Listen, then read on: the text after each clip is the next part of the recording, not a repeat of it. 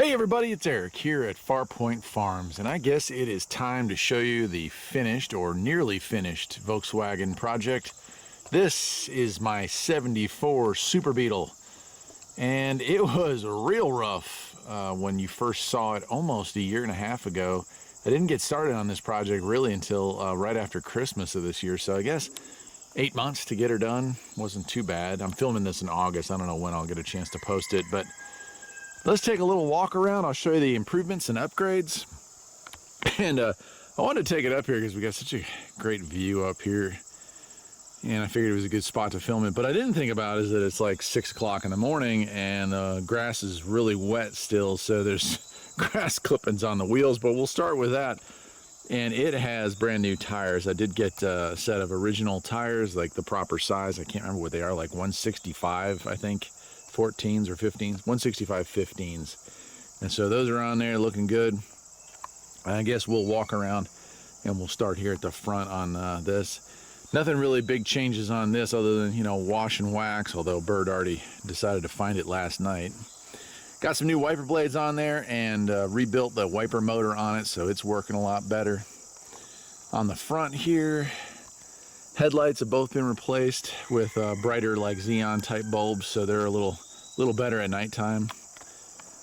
Took the bumper off, polished it, put it back on. This side here, I've been trying real hard to find a running board for this side that I don't want to replace with the aftermarket ones. Are kind of junky, so I've been trying to find an original that's in better shape, but not having any luck. So I think I might glue what's on there back on and just live with it for right now. Yeah, they got the antenna for the AM FM here, and that's working well. You can see. And in the rear here, I put those helper springs, not helper springs, what are they called? Coilovers, so that the ride height would be back to normal, because it was like sagging a bit in the rear. Now I know you can take apart the rear and re-index the torsion bars, but I figured it was just easier, and it also needed shock, so it was like, yeah, let's just go ahead and do that. Front suspension didn't need a whole lot. I put one ball joint in it, and that was about all I did. Most of the work, you will see, occurred back here, and I'll go ahead and open it up. But here's the tail end of it. Still trying to find some better tail lights. They're both kind of faded, and they're faded to a different color, but yeah, whatever, you know. All right, let's go ahead and open this up. I'll show you where the big work went. And there we are. This is now a 1641 dual port engine instead of the original 1600cc. The engine was super leaky. It had a bad valve on cylinder 3, but I've been driving it a little bit. Like, not put a ton of miles on it, just maybe 200-300 miles in like 6 months.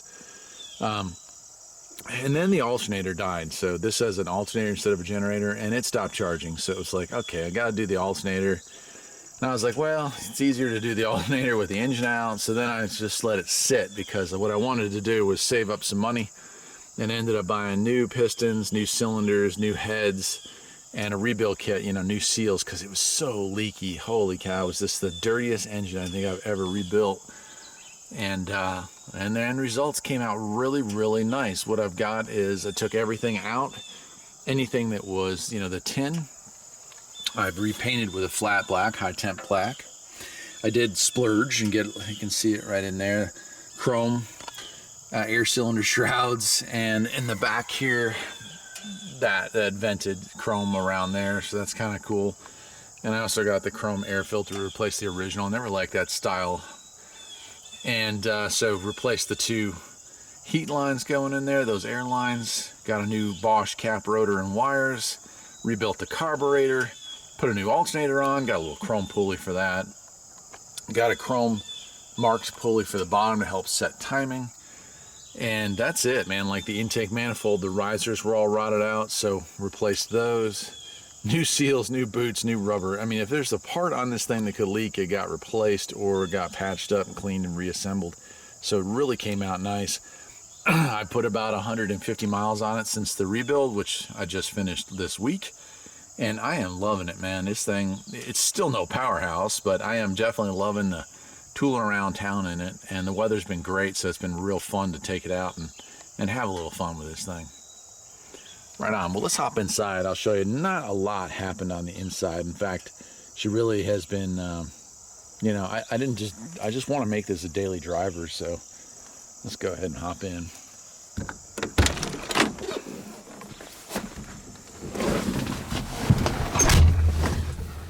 And here we are in the inside of this beautiful car. It has 53,000 miles on it, and only about 100 to 150 of that is on the new engine. But the dash really wasn't all that bad. It's got a few cracks right there, but not even worth a cover, honestly. It's just in good shape.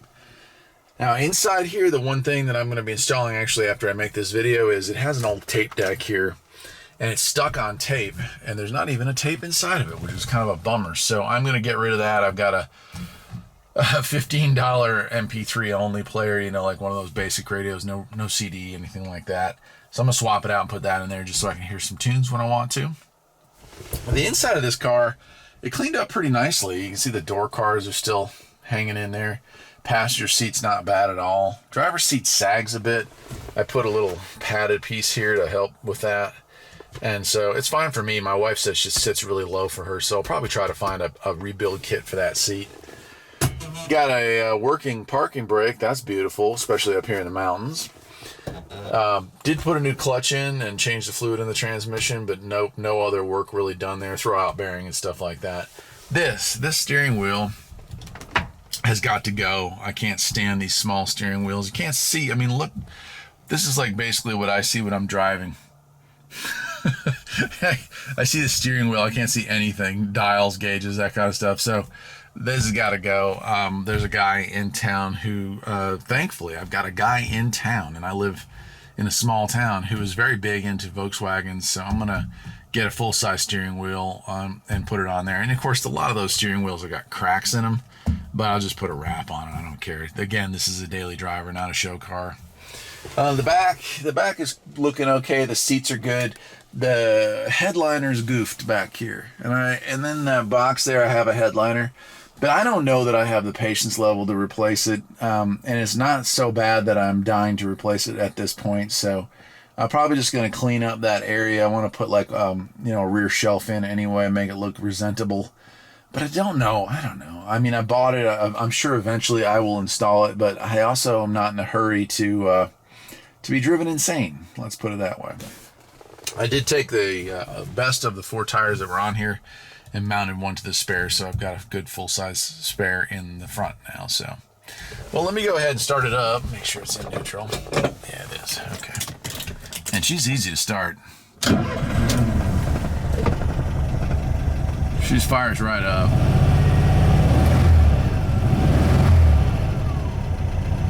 You get the alternator light to shut off, and yeah, she just idles away. So let me hop back out. I'll show you the engine in motion, and then we'll wrap this video up.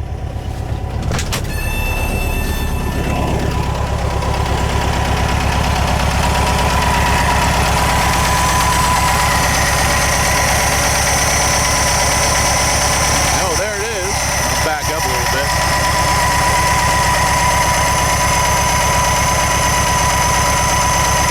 So there it is. You can see it just purrs like a kitten right now. I mean, it is dialed in, and I'm ready to hit the road with this thing. In fact, I'm going to take it on a longer test drive, and then I'm actually going to take a road trip in it this weekend. So my wife thinks I'm crazy, but you know, we did it when we were young.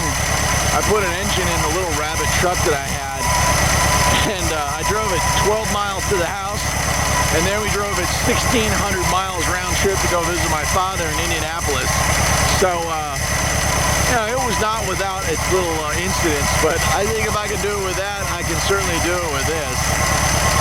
I guess that'll do it for today, my friends. This is my 74 Super Beetle, and if you're into Volkswagens, well, you ought to be into this Volkswagen. These things are getting real hard to find, really hard to find, especially in decent shape. This one has a pretty rust-free undercarriage. Not completely, but good enough to be safe to drive, so I'm loving it. Till next time, my friends, take care.